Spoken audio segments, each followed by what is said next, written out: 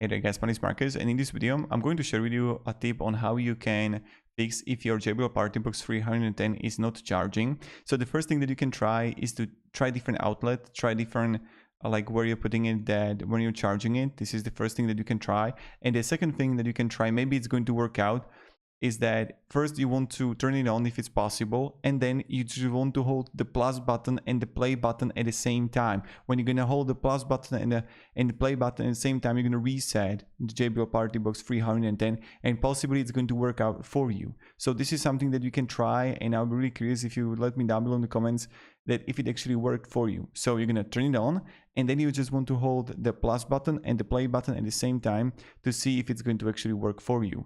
So thank you very much for watching, and yeah, plus button, play button, hold it 10 seconds, and write down below if it actually like little bit helped you or no.